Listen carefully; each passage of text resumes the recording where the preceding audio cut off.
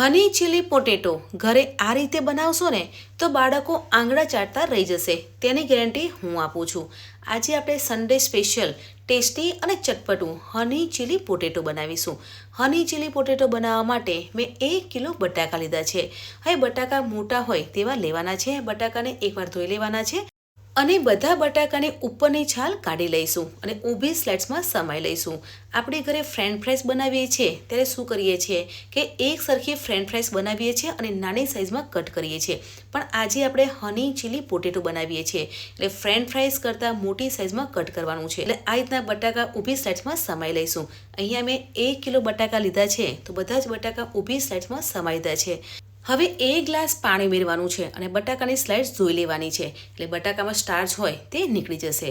હવે બટાકાની chips crispy અને ક્રન્ચી બને તેની માટે બેટર બનાવવાનું છે. બેટર બનાવવા માટે 1 કપ મેદાનો લોટ લેવાનો છે અને અડધો કપ કોર્નફ્લાવર લેવાનું છે. કોર્નફ્લાવર ઉમેરીએ છીએ ને તો ચિપ્સ ક્રન્ચી બને છે. સ્વાદ પ્રમાણે મીઠું ઉમેરવાનું છે. અડધી ચમચી ચીલી ફ્લેક્સ ઉમેરવાના છે.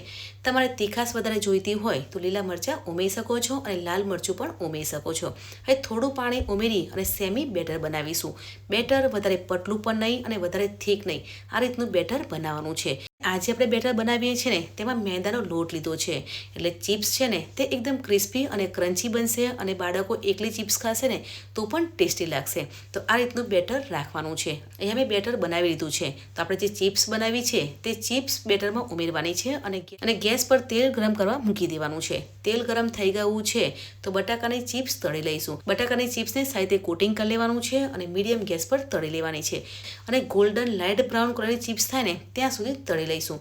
આ એકલી ચિપ્સ બાળકોને તળીને આપીએ છીએ ને તો પણ ટેસ્ટી લાગે છે અને આ ચિપ્સ બનાવી અને બાળકોને લંચ બોક્સમાં પણ આપી શકો છો. બાળકોને સાંજે ભૂખ હોય ત્યારે પણ તમે આ રીતે ચિપ્સ બનાવી અને આપી શકો છો. તે ચિપ્સ ગોલ્ડન લાઇટ બ્રાઉન કલરની થઈ ગઈ છે અને તમને અવાજ ઉપરથી લાગશે કે આજે આપણે ચિપ્સ બનાવી છે ને તે એકદમ ક્રિસ્પી અને ક્રન્ચી બની છે.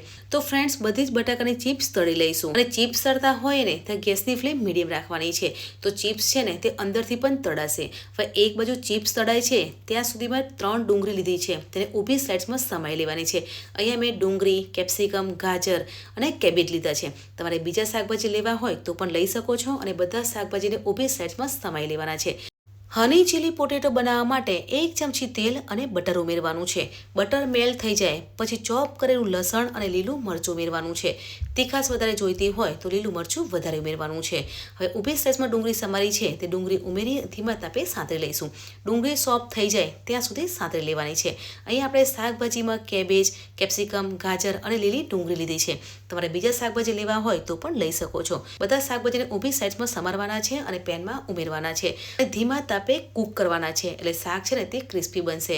અને બધા વેજીટેબલને ઓવરકૂક નથી કરવાના, 70 થી 80% જ કૂક કરવાના છે અને સ્વાદ પ્રમાણે મીઠું ઉમેરવાનું છે અને વેજીટેબલને કૂક કરી લઈશું. અહીંયા તમે જોઈ શકો છો કે બધી જ બટાકાની ચિપ્સ મેં તળી લીધી છે અને ચિપ્સ છે ને તે એકદમ ક્રિસ્પી અને ક્રન્ચી બની છે. આ એકલી ચિપ્સ બાળકોને બહુ જ સરસ લાગે છે.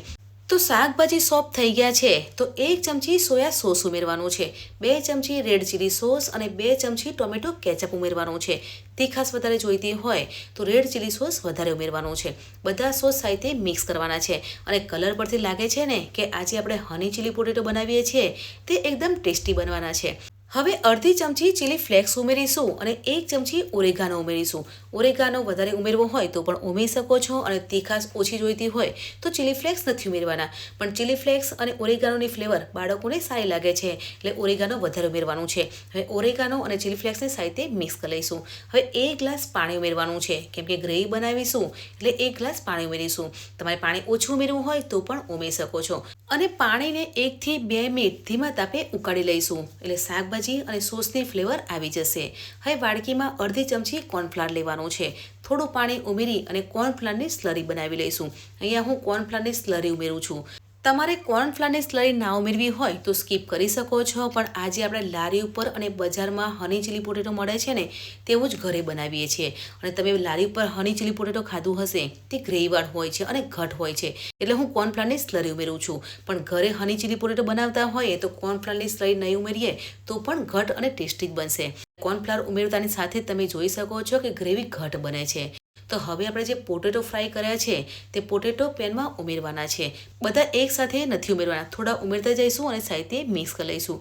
ફ્રેન્ડ્સ, આજે આપણે લારી ઉપર મળતું હોય અને બજારમાં હની ચીલી પોટેટો મળે છે ને તેવા જ ઘરે બનાવ્યા છે.